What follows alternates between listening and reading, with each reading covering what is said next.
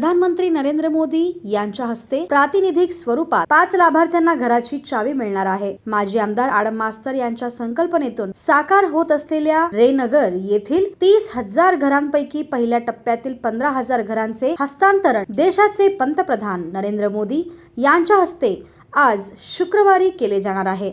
या 15,000 घरांपैकी प्रातिनिधिक स्वरूपात 5 लाभार्थ्यांना प्रधानमंत्री मोदी यांच्या हस्ते घराची चावी देण्यात येणार आहे। ते 5 लाभार्थी खालील प्रमाणे आहेत: सुनीता मुद्दप्पा जगले, लता विजय दासरी, रिजवाना लाल मोहम्मद मकानदार, बाळूबाई सुनील वाघमोडे, लता मनोहर आडम।